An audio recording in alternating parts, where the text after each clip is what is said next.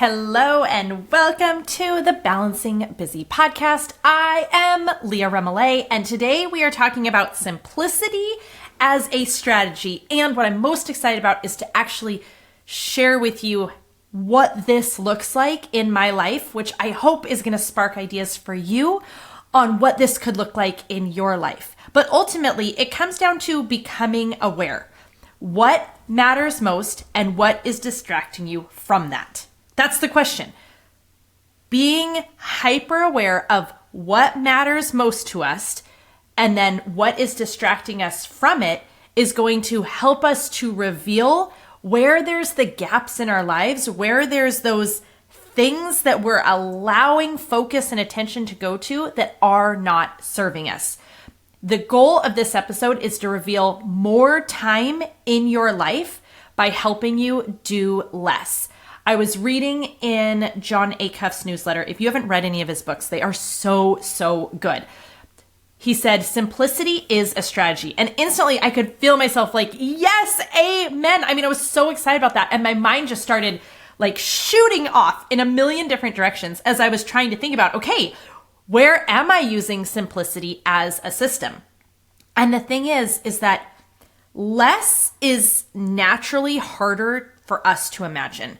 We have the episode Subtract with Leidy Clouts. It's so good. And that's not just me saying it, because when we did the listener survey, that episode came up over and over and over as one of you guys' favorite episodes. So if you want to find that one, you're going to need to scroll down quite a bit. I want to say it's episode 17, but it's somewhere in there, but it's Subtract by Leidy Clouts.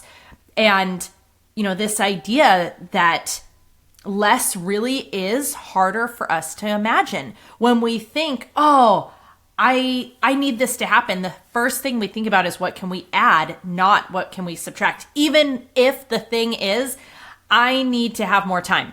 I need to feel more balanced. I need to be able to accomplish this. We think about, okay, then what am I going to add? Instead of, well, what could I subtract to make the space for it, to make the room for it? So thinking about this concept, this idea, simplicity is a strategy.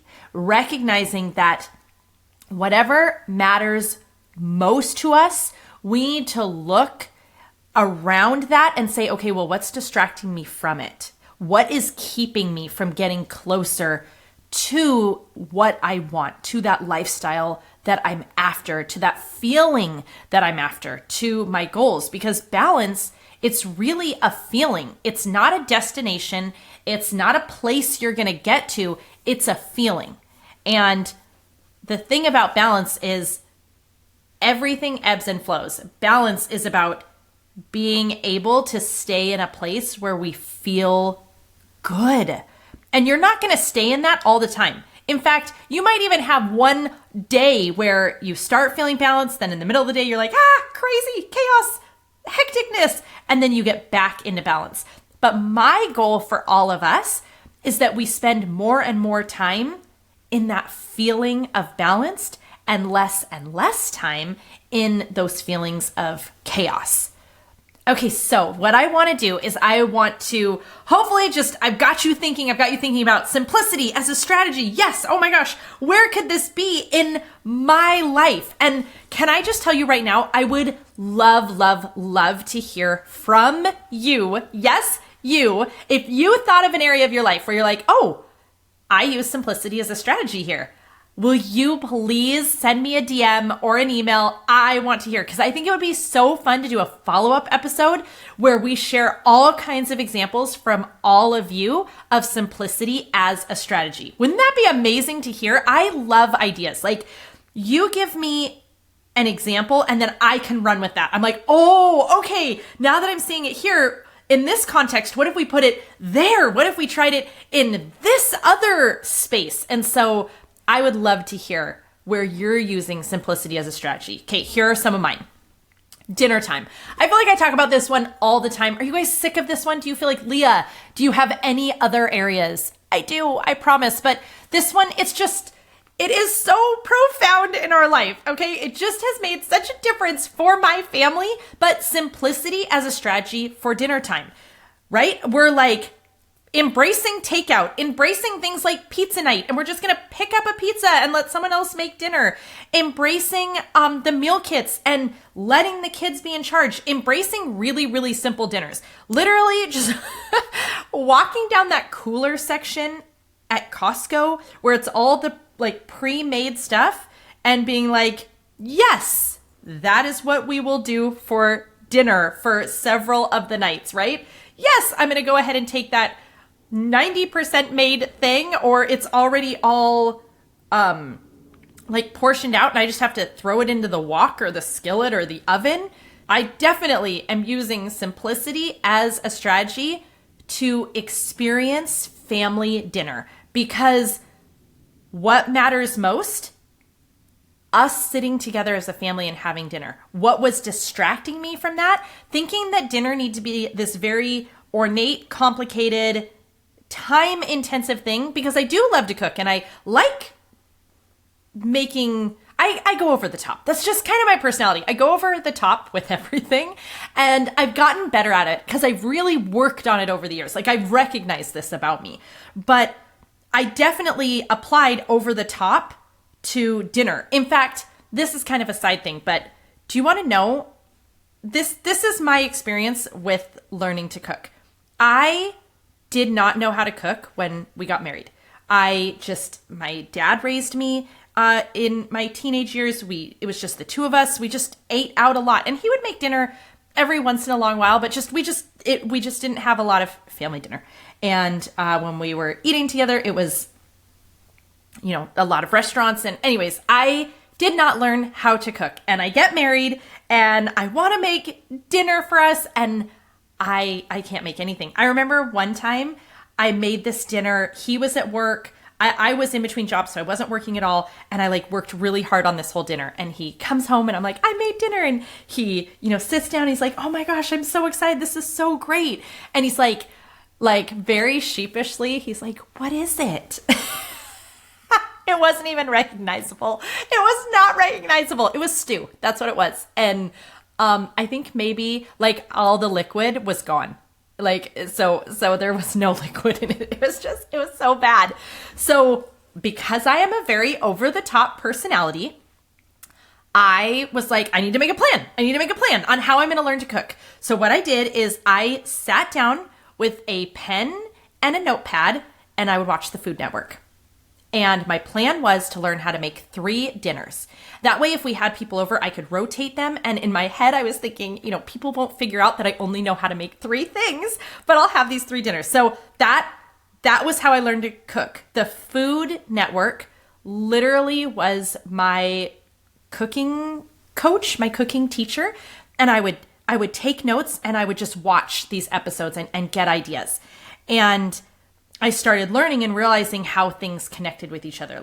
Every time we're making a sauce or a stew, or we always start with a roux, or learning how fresh herbs worked with certain kinds of things. We have a tendency to use thyme and rosemary for these things, and we use basil or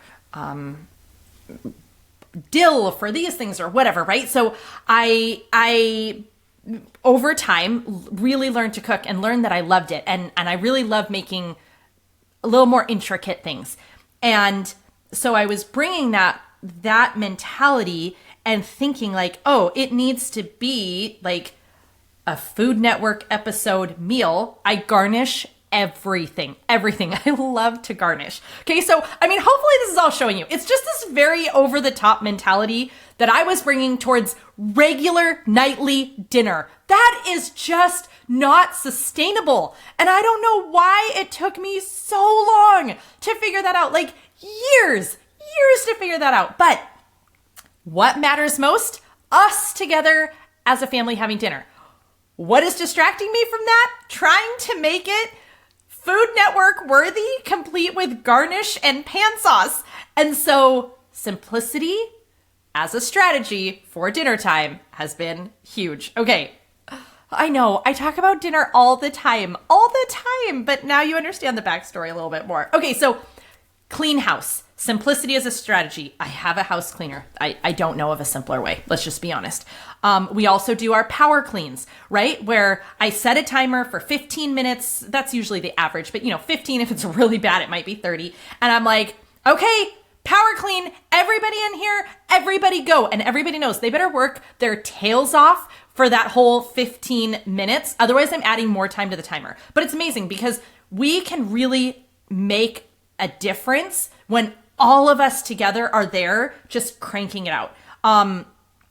Yelling resets, that's a simple strategy where it's like, okay, 5-minute reset, everybody. And everybody knows, like, put the pillows back, put the blankets back, bring all the dishes to the sink, somebody load them into the dishwasher. And we just, again, resets. That is simplicity as a strategy when it comes to cleaning the house. Next would be my newsletter. And with my newsletter, I feel like there's a few different simplified systems that I'm stacking on top of each other to make the newsletter easier. But here's the bottom line.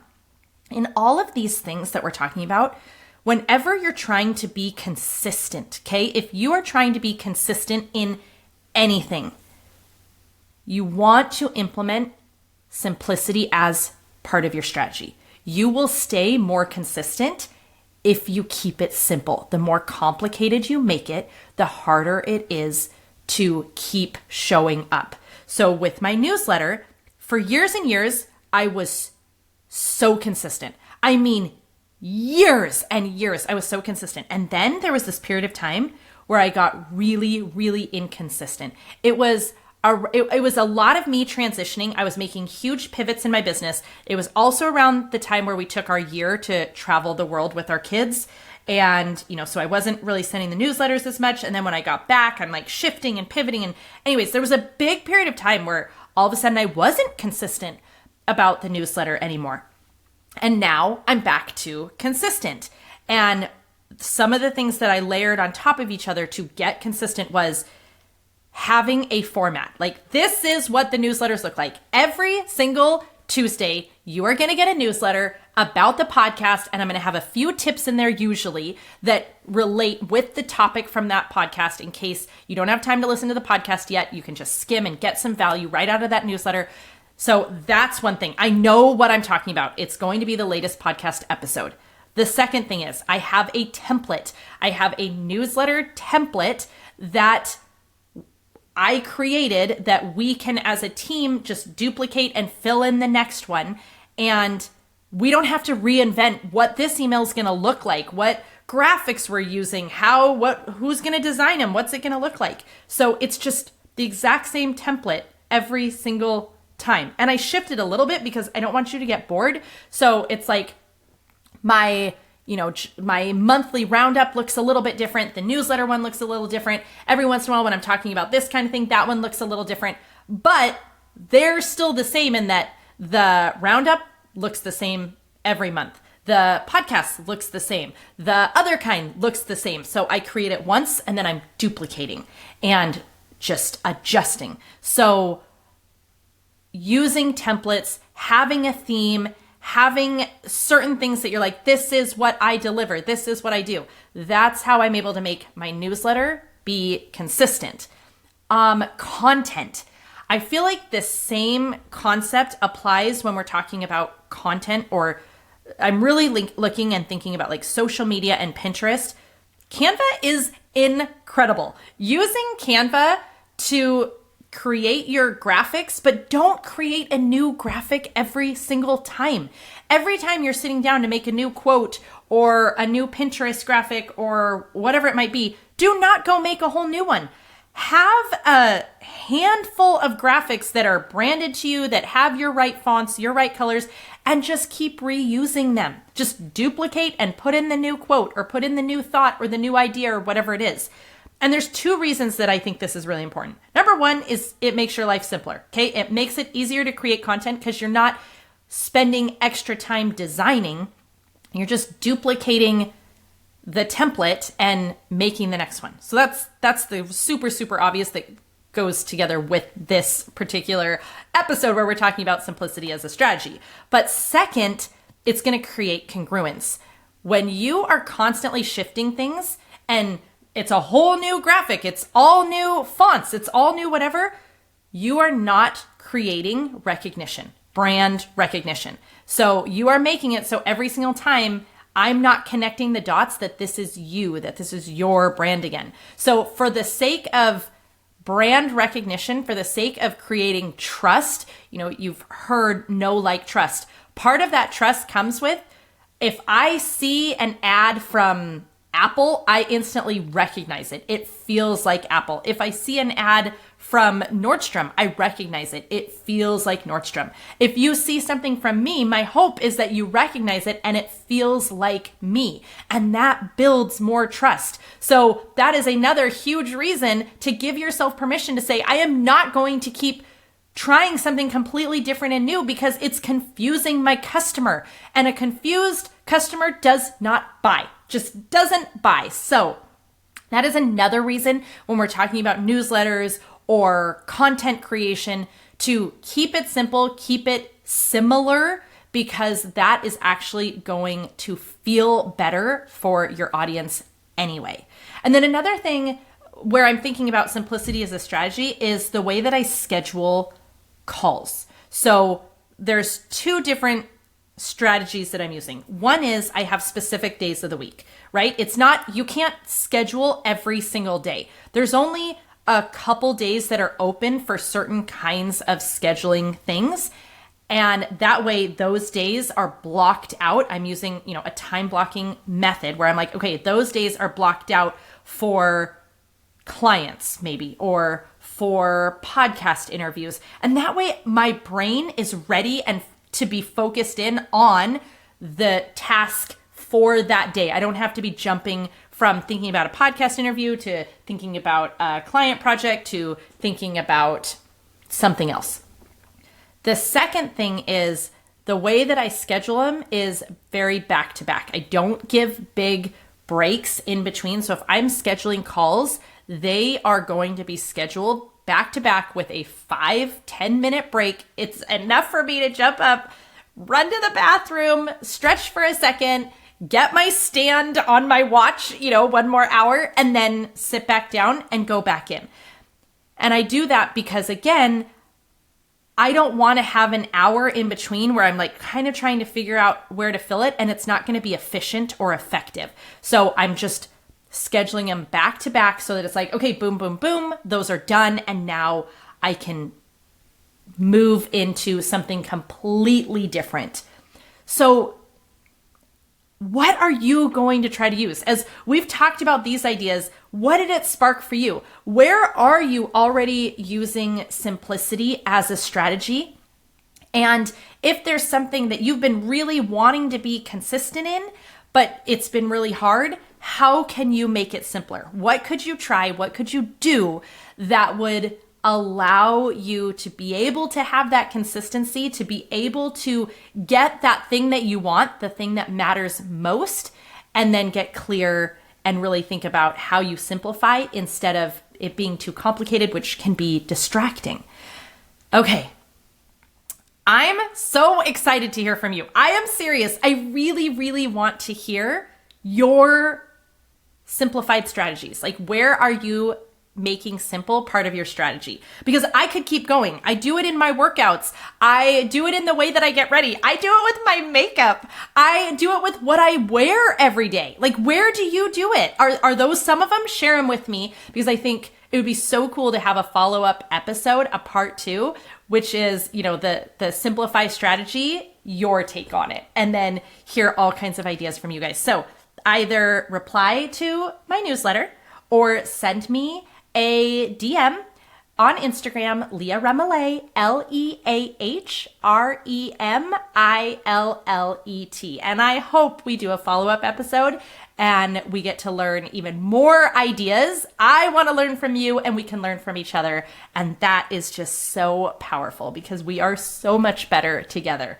Okay, that's it for this episode. Thank you so much for listening to the Balancing Busy podcast. Go implement simplicity as a strategy in your life, and then I want to hear about it. I'll see you next week.